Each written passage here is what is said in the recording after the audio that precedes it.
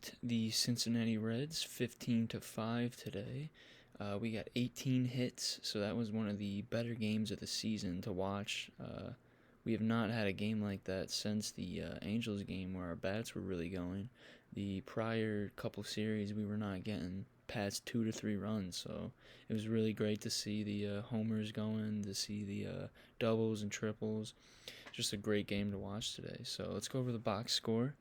0 for 5 for Badu, so that was a really rough game. Had a walk, so that was still alright. Scope, what a game. 4 for 6. He absolutely crushed a homer to left field, 421 feet. He had 3 other singles as well. He was just having a great game, moving our line, keeping guys on base, putting pressure on the Reds' relief pitchers. It was an amazing game from Scope. So Grossman, 1 for 6. He had a 3-run homer, so that was a nice little highlight there for a pretty rough day overall, but he made it a good day with that 3-run homer.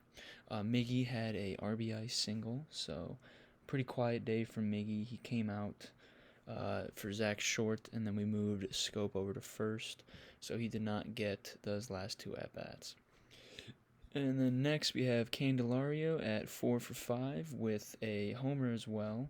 Candelario was one of my predictions for today, so that was spot on. He also had 2 doubles and an infield single, and he was safe at first on a throwing error in his first at-bat, so he was on base all 5 times, so that was a perfect prediction right there. Harold Castro, 2 for 4 with a 2 RBI double, and he also had a single to center field. Nico Goodrum came in, and he had a RBI single as well. Victor Reyes had a really great game. He was my other prediction. I had 3 predictions for the Tigers today, but Victor Reyes was 2 for 5 with a RBI single and a double as well.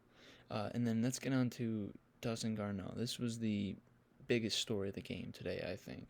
2 homers from our backup catcher. I mean, I talked in the pregame today. I expected a really big game from Garneau. He was one of my predictions as well. I had 3.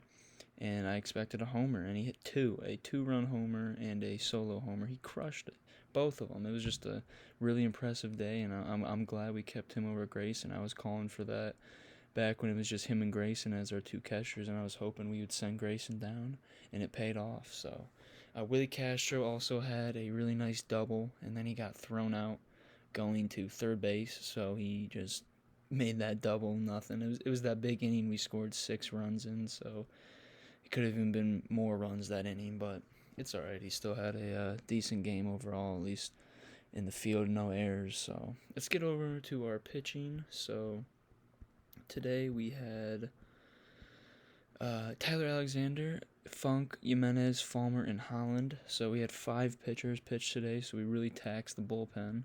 Tyler Alexander went 3 2/3, gave up 1 earned run with 5 strikeouts and 2 walks and 2 hits, and I predicted earlier that he would go 4 1 earned run, 4 Ks, so I was pretty close on that too. 1 out off and 1 strikeout off, so pretty good on the predictions today for the Tigers. And we'll go on to Funkhauser's line here. So 1 1/3 innings, 2 earned runs, 3 strikeouts, 3 hits. Funk did not look great today. He gave up the 2-run homer to India. He did get us out of the jam in the 4th. He helped Tyler keep his earned runs just to 1 because there was 2 guys on base, and Funk got us out of the jam with a nice pop-up. But his next full inning of work was not great. A lot of long at-bats. He was not able to finish a lot of the 2-strike counts. And the India at-bat was really impressive. I'm pretty impressed with India's power. He drove it to deep center, and it was just really great at-bat. Joe Jimenez came in. His inning was not impressive at all. It was kind of a vintage Joe Jimenez inning. Walk the first guy, give up a hit, have trouble getting control back the entire rest of the inning, and then he'll kind of shape up and look really good for the final 2 outs. But he still gave up a run, walked a guy, 2 hits, but 2 strikeouts, so something positive out of that. Falmer looked not really great. He gave up a double to Votto, and then Votto came around and scored, but Falmer has always been he gets hit hard. I don't necessarily love Falmer.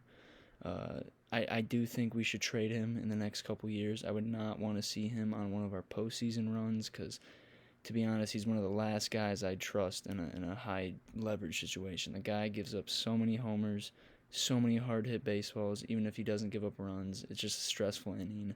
He's a good pitcher, but I don't have trust in him. I would love to see him get traded for some prospects. So we'll see if that happens in the future. Derek Holland looked great though. The eighth inning, he mowed him down 1, 2, 3, and then in the ninth he gave up 2 walks. So that was a little bit scary. But of course we were up 10 runs, so it wasn't a big deal. But Holland did a great job of pitching those 2 innings, so we didn't have to use a 6 bullpen arm. And yeah, today was a great game. Last thing we can do today is go over the Cincinnati Reds lineup. Get over to this. So the predictions I made for the Reds, I said to look at Nick and Suarez, and that was 2 great predictions as well. Suarez hit a solo homer, and he walked, and he struck out as well. And they benched him actually because of that strikeout, but 2 times on base with a homer. That's a great game. I said 2 hits for Suarez. Only got 1 hit, but I'll count a walk as well. Nick 2 for 4. Only guy with multiple hits or I guess Schrock did it as well. Second guy with multiple hits on their team, so another good prediction. Not really a bold one because Nick is a great player, but yeah, we'll be back tomorrow for the pregame and postgame with more predictions, and hopefully I can be spot on again like I was today. And I will see you guys tomorrow.